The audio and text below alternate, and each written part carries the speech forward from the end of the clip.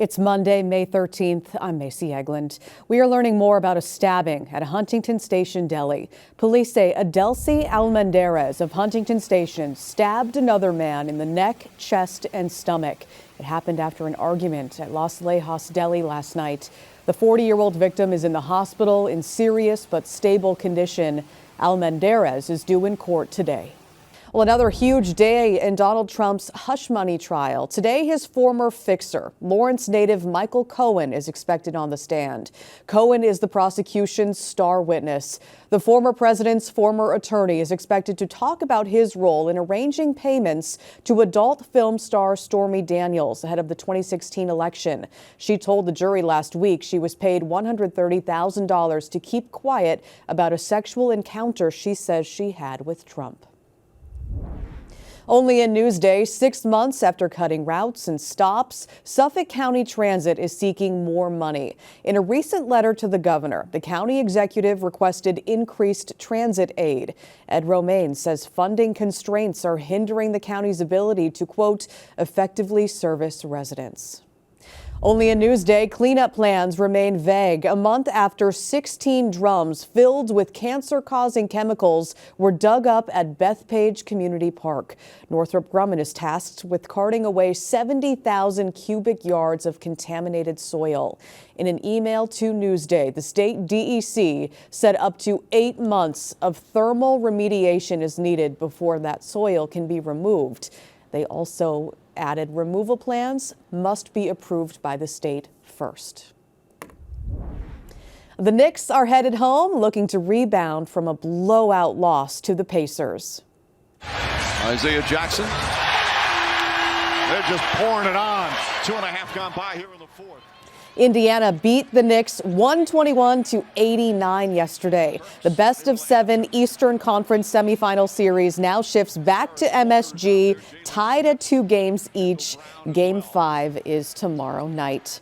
The Rangers, meanwhile, are looking to close out the Carolina Hurricanes tonight. Their series moves back to the Garden for Game 5. The Blue Shirts lead the series 3-1.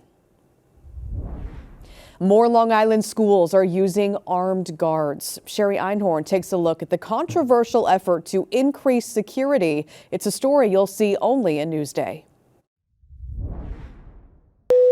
Each second is precious in order to save lives. Here in the South Huntington district, there are 9 armed guards who patrol outside of each school. You won't see them because you're not supposed to. The decision to hire them was a unanimous one made by the Board of Education. A move made after the Uvalde shooting in Texas. School officials talk about security in terms of layers of protection. Armed guards, they say, are simply another part of the plan. I think it's twofold. I think, one, people know that we have them now, so it acts as a deterrent effect. You might go to some place that's less secure or a softer target. And 2, in the event that, God forbid, something does happen, then we have them right there. According to a Newsday analysis, nearly 24 districts across the island either already use or will start using armed guards. In some communities, it's controversial.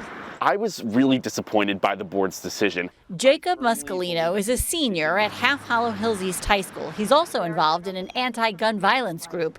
His district voted in February to add armed guards. We're against gun violence, but that means that we're against the presence of guns because those guns lead to violence. Ultimately, in a mass shooting event, what we've seen is that having more guns doesn't provide more safety. Some parents feel differently. Safety first. Veronica Brown's son graduated from high school last year. It's kind of scary and, but times have changed and the children have changed with the times. So, it's safety first, which is important. If that's what it takes, to keep these kids safe, then so be it. I'm Sherry Einhorn for NewsdayTV.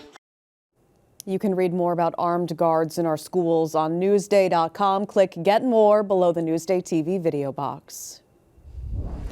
Movie magic in West Islip. Today we're touring a home modeled after the house in Something's Gotta Give. Rachel Weiss has the story you'll see only in Newsday. Picture this, it's 2003 and you've just seen the latest rom-com, Something's Gotta Give. But all you could focus on the whole time you were watching it was that beautiful beach house they were in. Well, what if I told you there's a property on the market in West Islip that's based on that house?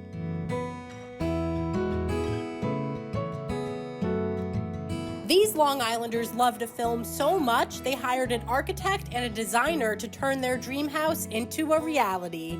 Now it's on the market for nearly $4 million. So the homeowners were in love with the movie Something's Gotta Give with Jack Nicholson and Diane Keaton. So there's a home out in the Hamptons that the movie was filmed at, and that was the inspiration behind the house. If you look at the peaks, the cedar shake, cedar roof, the driveway, and a lot of the features once we get inside, you'll notice a lot of comparisons between the two. The house was built in 2016, totaling 5,700 square feet. There are 4 bedrooms and 4.5 bathrooms.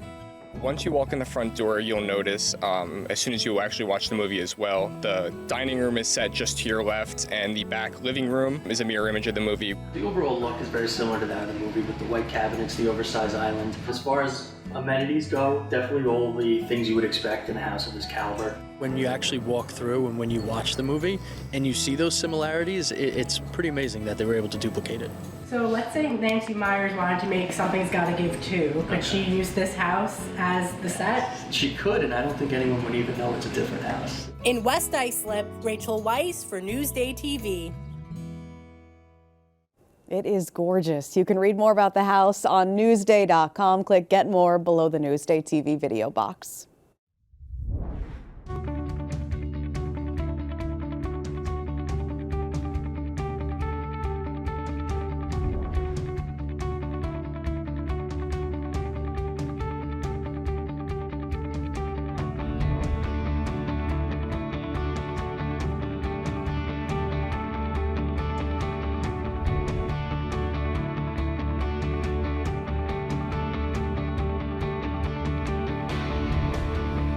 Checking out your forecast on this Monday, a cool start to the day, but we are mostly sunny. Let's take a look outside. This is Atlantic Avenue Beach in Amagansett, another gorgeous sunrise on your Monday morning. Let's take a look at your day planner. Temps in the high 50s today, might squeak into the 60s. That'll be nice. Tomorrow, we're even warmer. We are staying in the 60s, highs around 68 even.